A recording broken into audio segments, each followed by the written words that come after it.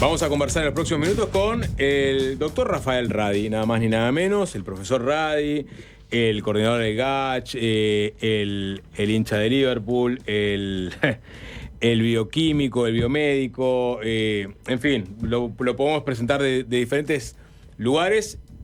Hoy la conversación nos va a llevar por algunos puntuales. Radi, bienvenido, ¿qué tal? Bueno, muy buenas tardes, un gusto estar. Valmeri, Nico, Sapo, siempre es lindo venir por acá y ver. A esta altura ya somos amigos. Y bueno, sí, claro. Los años nos permitieron ir construyendo esta relación de amistad que no nos vemos mucho, pero cuando nos vemos siempre nos reencontramos y me gusta venir. Sí, está bueno que sean circunstancias, ¿no? Amigables, sí. Que no tranquilas, sí, que dejan desarrollar otros temas. Claro, exactamente. Y hoy capaz que vamos a tener una charla un poco más, más amplia, más distendida, no tan concentrada en temas que antes nos convocaban. Capaz que vamos a arrancar, si te parece, Rafael, con un video de algo que sucedió. ¿Esto cuándo fue lo del Vaticano? En septiembre. Septiembre 2024. Rafael Radi fue nombrado junto a... Perdón, en verdad fueron 6. Uno de ellos fue Radi. Fue nombrado miembro ordinario de la Academia Pontificia de Ciencias del Vaticano. Decíamos, bueno, es un oxímoron, ¿no? La Academia de Ciencias del Vaticano. Pero bueno, Radi fue uno de los nombrados. Y esto sucedió durante la ceremonia. Es un episodio jocoso, si se quiere. Para los que no están en YouTube, bueno, lo pueden ver ahora, si no se escucha algo del audio.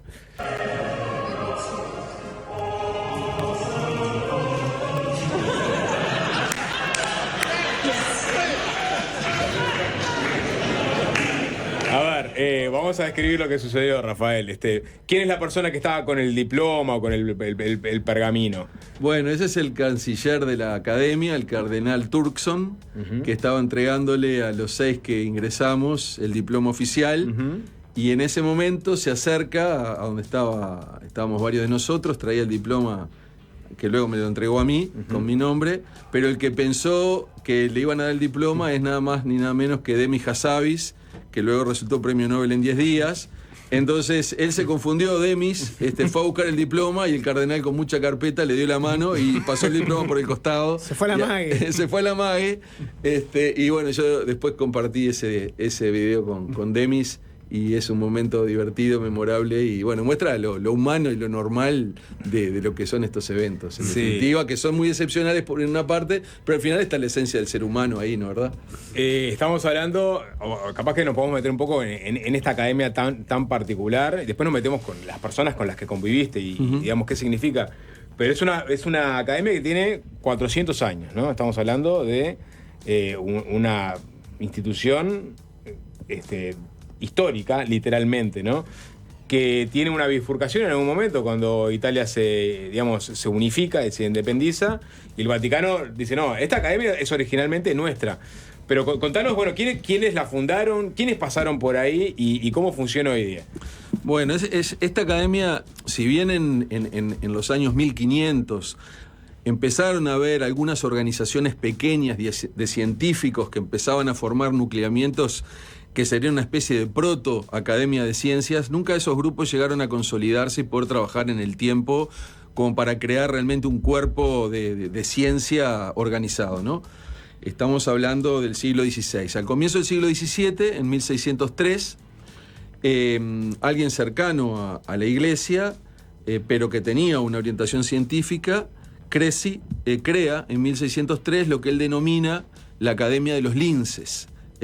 Academia del Lindsay, que mira más allá, y efectivamente recibía apoyos económicos de lo que era en aquel momento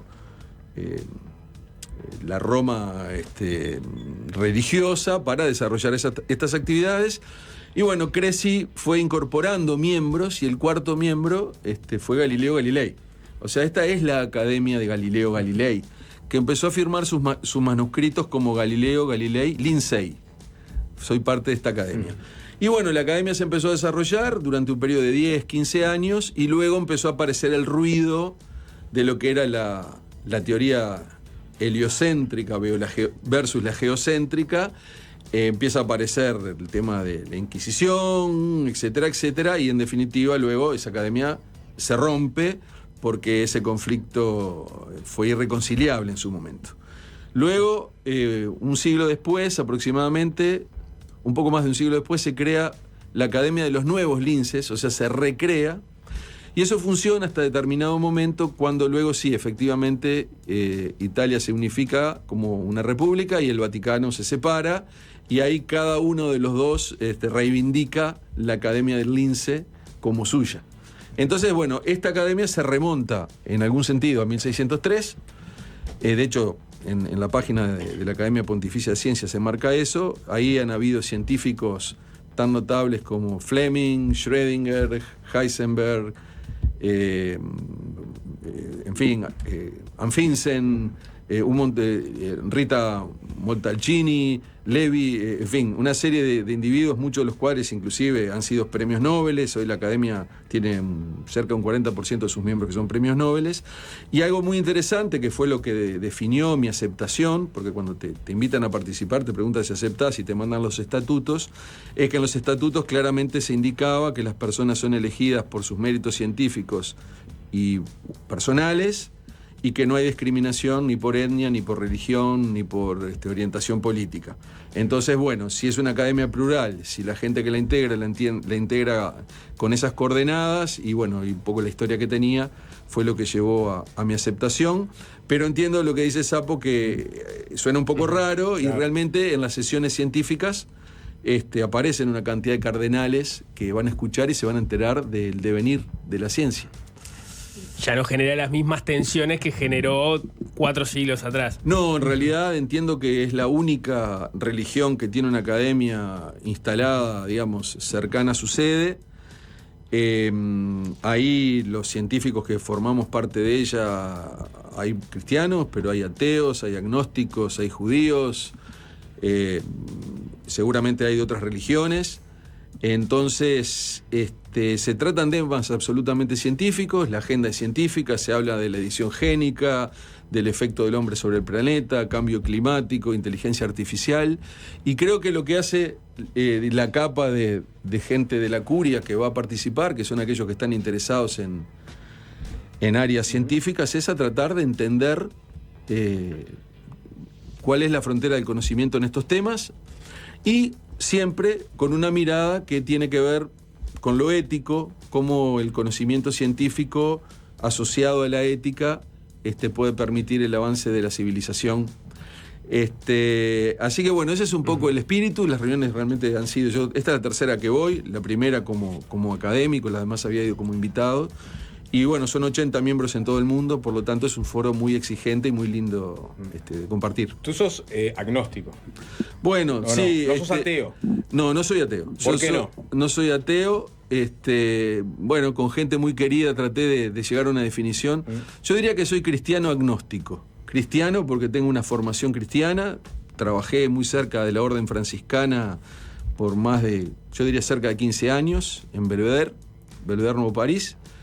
De hecho, la orden franciscana se fue del Uruguay por falta de vocaciones hace algunos años, pero lo que fue la comunidad, y sigue siendo la comunidad de San Francisco de Asís, un colegio que tiene gran ascendencia sobre los barrios del oeste de Montevideo, bueno, ahí me encontró, como también mi padre fue alumno de ahí, y mis hermanos, y trabajamos mucho en actividades con la comunidad desde esa perspectiva franciscana.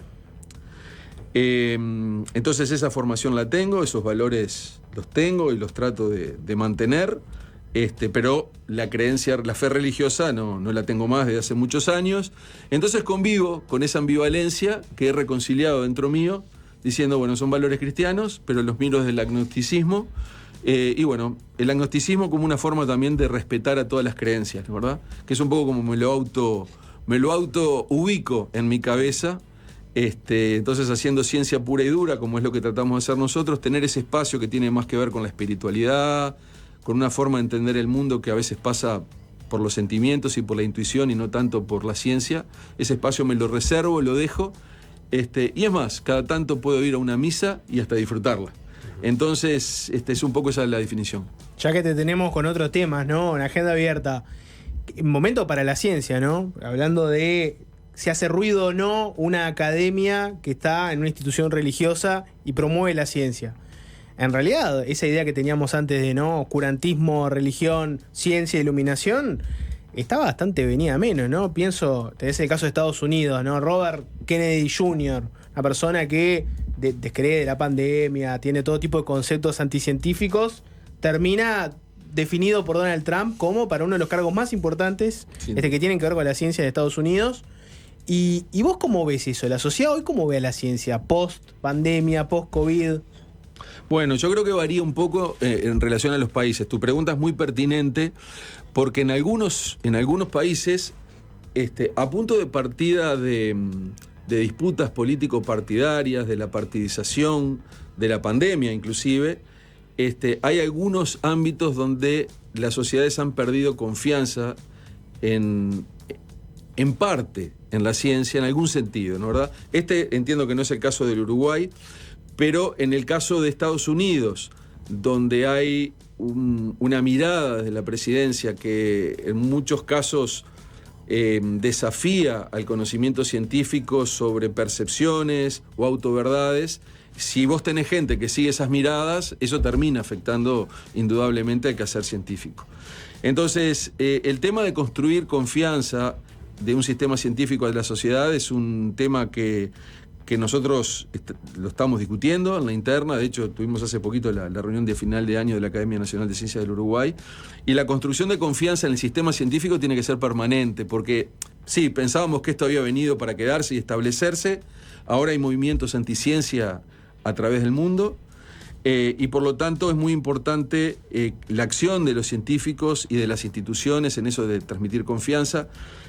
No quiero ser autorreferencial en absoluto, pero una de las cosas que creo que fue muy buena en pandemia fue que todos los informes públicos, todos los informes que hacíamos a las 48 horas los hacíamos públicos. Entonces eso de alguna forma ahuyenta el secretismo, permite que la sociedad esté mirando qué se está haciendo, inclusive en algunos puntos discrepar. Y bueno, un poco el devenir actual es estamos en un mundo donde la desinformación, la posverdad, la autoverdad desafía a la evidencia. Muchas veces la verdad es la verdad que yo digo, porque yo lo creo así, lo percibo así. Eso se ha dicho hasta en el Senado de Estados Unidos. La percepción es la realidad para algunos, lo que yo percibo es la realidad. Nosotros que venimos de la ciencia consideramos que la realidad se construye con la evidencia, con los datos, que tiene que haber una base común de entendimiento, de otra forma es muy difícil el funcionamiento además en sociedad. Y bueno, eso hoy en algunos ámbitos está en disputa. Por eso aparecen los neorrealistas, que es una corriente filosófica que dice, bueno, hay un subconjunto de verdades donde deberíamos estar todos de acuerdo. Por ejemplo, que la Tierra no es plana.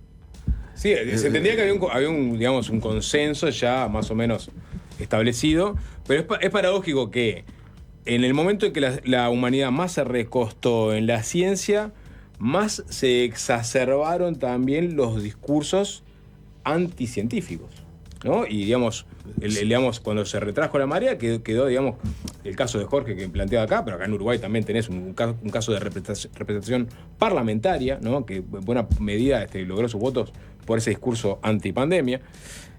O plandemista. ¿Por qué? ¿Por qué en el momento que la humanidad se recuesta en la ciencia, por el otro lado emergen estos colectivos? Bueno, son fenómenos realmente sociales y psicosociales que yo entiendo que son muy complejos y difíciles de entender. En lo personal he tratado de entenderlos, me he puesto a leer, me he puesto a estudiar, y creo que de cara al futuro, lo que uno tiene que tratar de hacer en los sistemas educativos a nivel de la sociedad es lograr mayor entrenamiento científico, mayor cercanía de la ciencia con el sistema educativo primario y secundario, para que eso funcione como antídoto de lo que nosotros creemos que no va por el lado correcto y de la evidencia, ¿no, verdad? De vuelta, cuando aparecen figuras de gran peso político que, como decía Valmeli, cuestionan el sistema de confianza, lo cuestionan de una forma bastante salvaje, el sistema de confianza en el que, entre otras cosas, se basa la ciencia. Muchas veces esos liderazgos generan corrientes que luego la vuelta atrás es casi imposible también. Entonces, bueno, hay que tener mucho cuidado. En Uruguay entiendo que es un fenómeno muy incipiente, muy menor, pero no hay que desatenderlo, por lo menos desde la mirada que tenemos nosotros.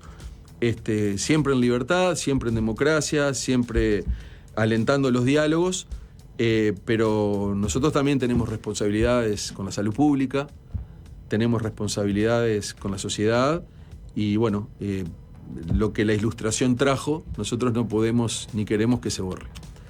Ahí tenés también, vos hablabas de la confianza, ¿no? Capaz que la partidización ya llegó al extremo, no sé si viste todo este debate de la batalla cultural, ¿no? Sí. Acá en Uruguay lo tenés más presente desde que se definió la elección. Mucha gente de la coalición decía, bueno, perdimos porque no dimos la batalla cultural. La cultura, las artes, la ciencia, la academia, la universidad son de izquierda y nosotros ahí no logramos penetrar con nuestras ideas. Fracasamos por eso, ¿no? Y vos cuando ves ese tipo de discursos, ¿qué sentís? Porque viste que hay una idea de que la academia es igual a izquierda, la universidad, la UDELAR es URSDELAR, ¿no? Sí, claramente. Ese tipo de cosas las ves, me imagino, ¿no? En el discurso público. Las veo y creo que hay que hacer un trabajo permanente, interno, para que la credibilidad y la confianza de toda la sociedad se construya, y que hay un montón de acciones que desde el sistema educativo y universitario se deben tomar, que es independiente de la ideología y de la política partidaria. En lo personal estoy convencido de eso. Y hemos trabajado mucho para que la sociedad vea a la ciencia y la educación terciaria superior como algo que atraviesa transversalmente todos los partidos, porque tiene que ver con un modelo de desarrollo del país, el que se tendrá que dar, gane la derecha o gane la izquierda, en la medida del modelo de desarrollo que nosotros, desde lo científico, pensamos que Uruguay puede desarrollar como país pequeño. Pero todo eso está arriba de la mesa. De vuelta en lo personal, y ahí de vuelta voy a ponerle comillas, mi ingenuidad cristiana agnóstica. A mí lo de la batalla cultural, por más que lo haya dicho Gramsci, me resulta un oximorón. Para mí cultura y batalla son... Perdón, Nico, ¿qué es tu apellido? Está bien. O guerra. Sí, cultura y batalla no van de la mano. Perdón. No, está bien. Se lo he dicho varias veces. Guerra No es la primera cultural. vez que me lo dice. La guerra y la cultura para mí no van de la mano, no van de la mano. Entonces yo tampoco me afilio a esos planteos. Y los que dicen que no hay académicos de derecha o que de alguna forma, yo que sé, tienen que tener un perfil bajo porque les cuesta expresarse. Eso ocurre. Y en lo personal estoy en contra de todas las formas de cancelación posibles y por haber, vengan de donde vengan. Pero eso es un trabajo sobre el que hay que ahondar mucho, ¿no verdad? Porque siempre formar parte de una barra rinde, entre comillas. Tener un sector, una tribu que te apoye. Siempre rinde, pero al final del día queremos vivir en un mundo de hombres libres, en un mundo donde podemos dar nuestra opinión en forma libre, sacar lo mejor de cada uno de nosotros, con respeto, fundamental el respeto. Y en lo personal, de vuelta, yo no veo a la sociedad como una lógica de blanco-negro, Nacional Peñarol. Para mí hay muchos más colores, hay muchos más matices. Nosotros mismos, cada uno de nosotros puede estar en un lugar o en otro. Eso no quiere decir no luchar por los valores que uno sostiene a lo largo de la vida. Pero adelante de uno siempre hay, a mi juicio, un prójimo, una persona, y la mayor parte de la gente es, de la forma que yo entiendo el mundo, básicamente buena. Entonces hay que lograr esos puentes, esos diálogos. Y luego cada uno se va perfilando para un lado o para el otro, pero todos tenemos grupos de amigos, de colegas, que tenés de A, B, C y D, y te llevas bien, y el día que se te muere un familiar está al lado tuyo y te da un abrazo. Entonces hay que abrir un poquito la cabeza de esos esquemas tan binarios. Me acuerdo hablando con Mario Yebor, querido Mario Yebor, que ya se falleció hace muchos años, decano de la Facultad de Ciencias, un gran científico matemático, me decía, la realidad no es unidimensional, es multidimensional, y creo que estaba bien esa forma de verlo. Y es lo que trato de hacer para mi vida, y en el acierto o en el error, prefiero ver en el otro primero un hermano y nunca un enemigo. Bien. Hacemos una tandita corta, sí. Tenemos para hablar otros temas. Se viene un nuevo gobierno, desde, digamos, los dos programas planteaban generar una institucionalidad que aglutine, digamos, las academias de ciencias locales. Me interesa tu mirada sobre eso, tu mirada sobre el pasaje, por ejemplo, de Rodrigo Darín, el decano, el rector de la universidad, pasa a dirigir la Oficina de Prevención y Presupuesto, un rol muy importante, ¿no? En un próximo gobierno. Apareció Gabriel O'Donnell, también una figura que viene de otro lado. ¿Qué expectativas tenés con respecto al próximo gobierno? Y también saber qué va a hacer Rafael Radi en los próximos años, más allá de su línea de investigación. Ya venimos. Gracias. Es fácil desviarse.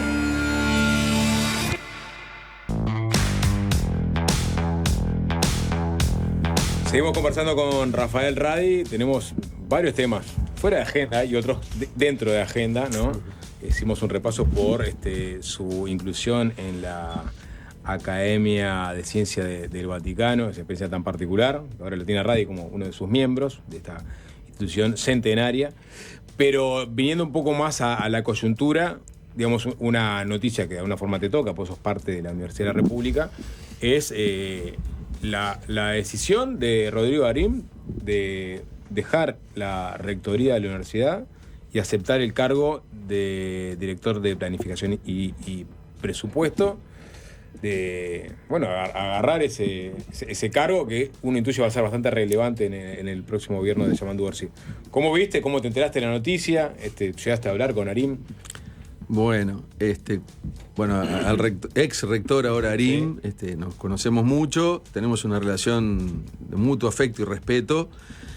Sí, hemos estado en contacto en los últimos días. De hecho, cerramos el miércoles de tarde, cuando seguramente él estaba en el medio de su toma de decisiones. De hecho, tuvimos un abrazo muy afectuoso en el Hospital de Clínica cerrando un congreso de medicina circadiana, cronobiología. Evidentemente, ya la decisión él la estaba procesando. Yo no me enteré en ese momento, me enteré un poco después. De forma que tengo como sentimientos que por un lado tienen que ver con lo que la figura de Rodrigo hacia la interna de la universidad, que ha sido un notable rector, así se lo he hecho saber. Ha hecho aportes sustantivos, y había un montón de programas que él inició y que su liderazgo realmente era muy importante para que eso avanzara en los próximos meses, ¿no? Incluyendo el presupuesto 2025, ¿no? Que va a ser un elemento muy importante. Por otra parte, entonces, a nivel de la universidad, yo diría que es un sacudón, porque es un jugador muy importante y todos esperábamos que estuviera hasta 2026. Una buena noticia es que la universidad tiene formas de relevo. El vicerrector que entra en funciones es el profesor Álvaro Mumbrú, decano de la Facultad de Química, también muy buenos amigos. Sin duda tiene características que permiten que esa transición sea suave, digamos, más allá de lo que significa la pérdida de una figura como Rodrigo. A nivel de país, el mensaje de tener una persona de ese perfil, con la posibilidad de incidir en políticas públicas en la OPP y a nivel nacional, y por la figura de Rodrigo en términos de la promoción de la educación terciaria y superior, el compromiso por la ciencia y la educación universitaria, creo que ese mensaje es un mensaje que está bueno, y que probablemente haga que Arim esté llamado a realizar transformaciones importantes o colaborar en realizar transformaciones importantes en esa mirada de un país que se desarrolla con una capa de conocimiento intensa. Entonces, se entiende la decisión, se respeta la decisión. Obviamente que ha sido un sacudón. Hoy de mañana, cuando uno miraba la sesión extraordinaria del Consejo Directivo Central, un poco esa era el discurso de la enorme mayoría de los consejeros. Rodrigo estaba ciertamente muy emocionado, dio un discurso brillante. Para él no fue fácil irse, como él dijo, de mi casa, y de mi casa de hecho nunca me voy a ir. Entonces, bueno, son esas situaciones que si esto hubiese ocurrido dentro de 2 años, cuando él terminaba el rectorado, era una transición sin dolor. Acá, bueno, hubo un poco de dolor ahí de parto, por decirlo de alguna forma. Pero bueno, la institución se reestructurará en las próximas semanas. De hecho, ya hay un nuevo rector interino en funciones, y la mejor de las suertes para Rodrigo en esta nueva tarea, porque va a ser la mejor suerte del país, muy seguramente. Sensaciones encontradas, entonces. ¿Y qué expectativas tenés respecto a la proximidad y al lugar que puede tener la ciencia y el desarrollo de la ciencia en este periodo de gobierno, más allá de esto que mencionábamos, el factor ARIM? Bueno, creo que a nivel de todo el espectro político, como quizás nunca había ocurrido antes en la historia del país, todos los partidos políticos en sus programas tenían en menos o en más un capítulo dedicado a la ciencia, la tecnología y la innovación. Alguien decía en la prensa en estos días, no recuerdo si era un diario o un semanario, que en el único tema donde había acuerdo era el tema seguridad. Yo no estoy de acuerdo con ese argumento. Yo creo que hay dos temas donde hay consenso. Uno es en el tema seguridad y el otro es el tema ciencia, tecnología e innovación. Yo creo que ahí sí tenemos un consenso nacional de que hay que hacer cosas y cosas importantes, por razones bastante diferentes, por cierto. Consenso en la relevancia del tema. Y que hay que llevarlo, a un nivel que sea mucho más central de lo que son las políticas a desarrollar en los próximos años, y no medio periférico, medio de costado, como algo que funciona, pero que en definitiva no ocupa un lugar muy importante.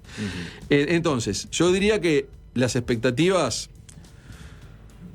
son buenas, como todo, ¿no? Acá hay el país tiene múltiples necesidades, hay múltiples fuerzas que van en distintas direcciones acerca de lo que hay que hacer, y hay presupuestos que son acotados, y hay un déficit fiscal que es obvio y no está tan fácil. Entonces lo que digo es que igual los partidos hay que jugarlo todos los días, ¿no? Entonces está fenómeno, se va a crear una Secretaría de Ciencia y Tecnología, veremos en qué momento se crea, quién la va a liderar. Debo recordar que en el gobierno último de Tabaré Vázquez también se creó una Secretaría de Ciencia y Tecnología, se instauró muy tarde, en 2018, y luego en 2020 el gobierno entrante la sustituyó y se fue todo de vuelta al MEC. Ahora volvemos de vuelta a la Secretaría de Ciencia y Tecnología. Entonces, primero, cuán rápido se va a poner en funcionamiento, y va a ser muy importante en ese diseño, que es el diseño de secretaría, que es uno de los posibles, pero el diseño que se da con el partido que ganó es el diseño de la Secretaría de Ciencia y Tecnología, el respaldo que tiene que tener del presidente de la República, fundamental, porque no va a ser un ministro, y cuánto va a poder estar en la mesa del Consejo de Ministros. La interrelación con las instituciones de investigación, las academias, las universidades, los centros terciarios, los centros de innovación, eso, la ANI, eso no lo veo tan difícil. El tema es cómo vos escalás eso a un nivel político superior, y para eso es muy importante el respaldo del propio presidente de la República, que espero que lo dé. Y las señales que tuvimos nosotros en su momento, cuando él, Yamandu Orsi, el profesor Orsi, fue a hablar con la Academia Nacional de Ciencias del Uruguay, en ese momento yo todavía era presidente de la Academia, fue muy receptivo y muy positivo. Y cuánto va a poder incidir a nivel del Consejo de Ministros, porque acá hay que articular políticas de ciencia y tecnología que tocan a todos y cada uno de los ministerios, los entes autónomos, las comunas, etcétera, etcétera. O sea, quien sea que esté, va a tener mucho trabajo, pero es esencial el respaldo político. ¿Dentro de los diseños es uno de los que te parece razonables, el tema de la Secretaría, o preferirías otro? Bueno, a ver, sí, es un diseño posible, es un diseño razonable. Creo que ese diseño, si es exitoso, tiene que evolucionar hacia algo diferente y con más potencia en el futuro, como un ministerio.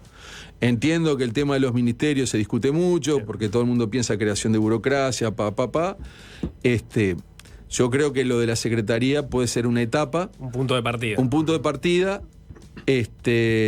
Creo que un secretario no es lo mismo que un ministro.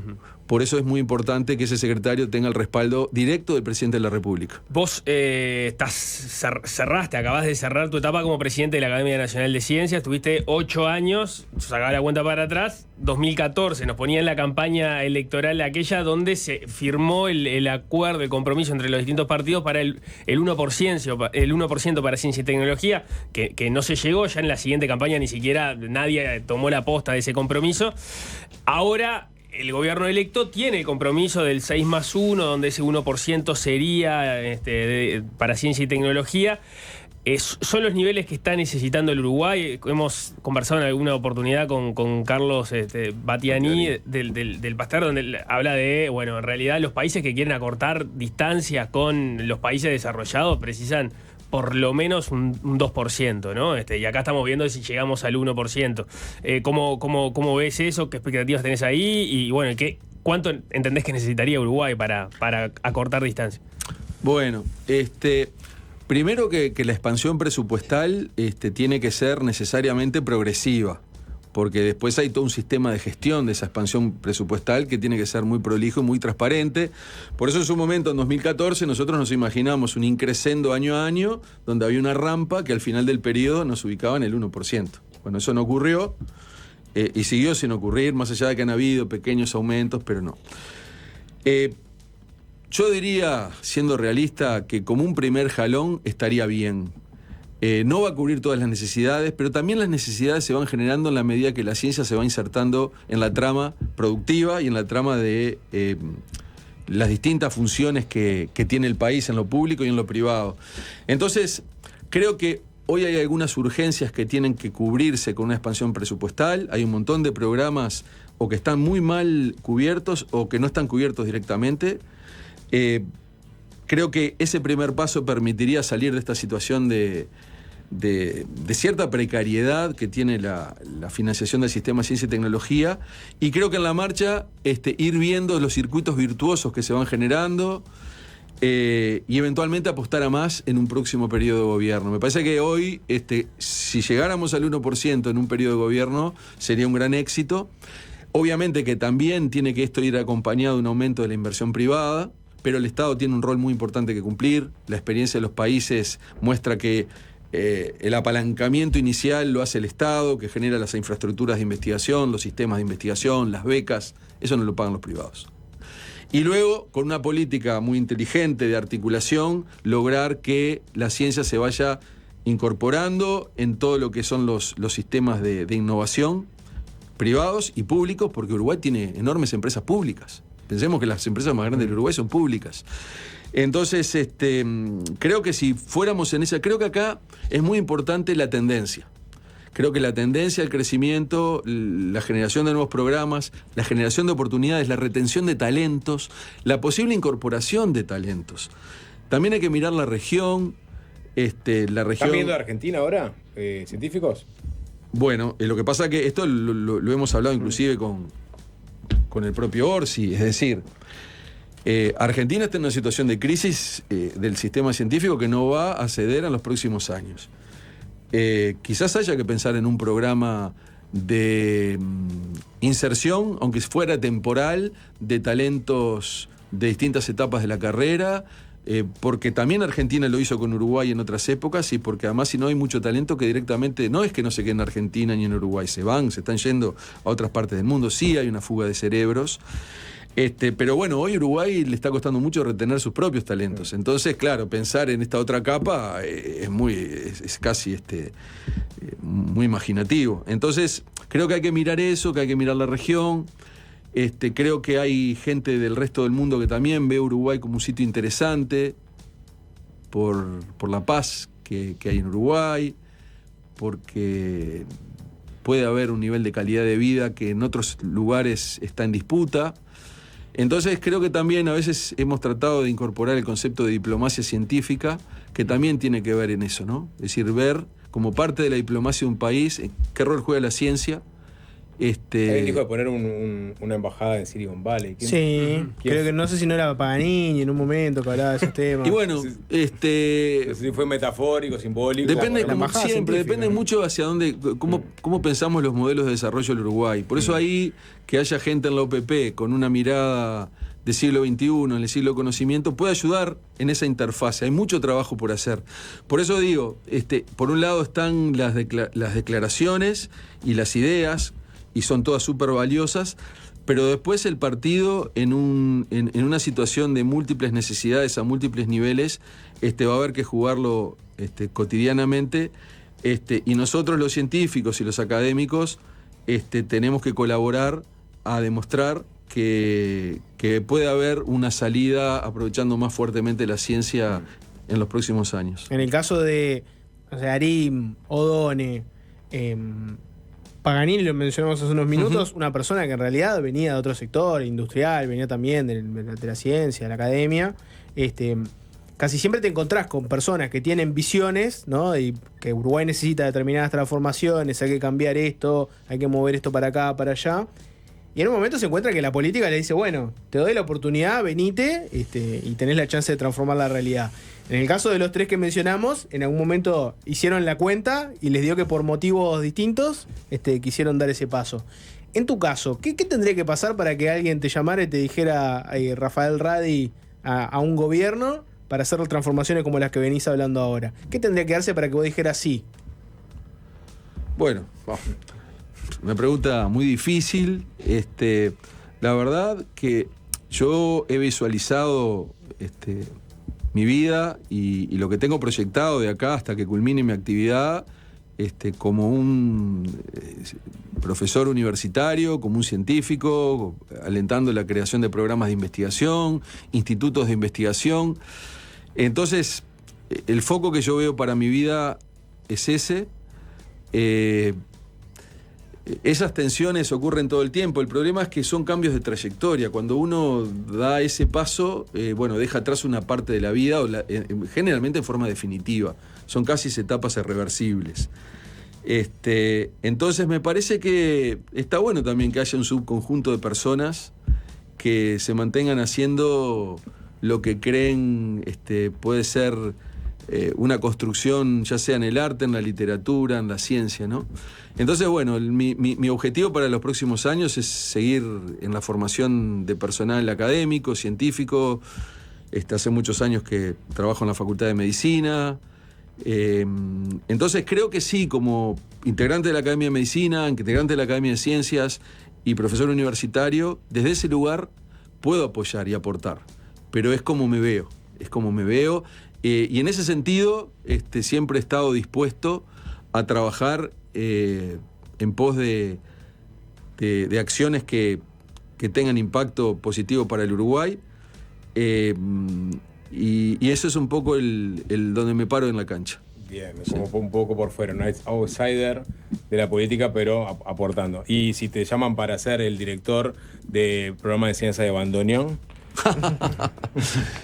Bueno, esto es una pregunta que tiene que ver con un hobby que empecé hace algunos años a partir de un regalo que me hizo mi querida hermana Alicia en uno de mis cumpleaños en pandemia, cuando estábamos trabajando con el GACH, y yo estaba súper demandado y súper exigido, y se apareció en un cumpleaños con un bandoneón alemán de hace 100 años, una joya.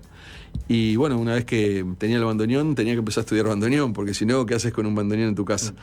Yo tenía una formación de guitarra clásica de mis épocas juveniles, y empecé con el profesor Sergio Ostengo, que es un maestro de bandoneón. Aprender es un instrumento hiper difícil, mucho más difícil que la guitarra, ciertamente.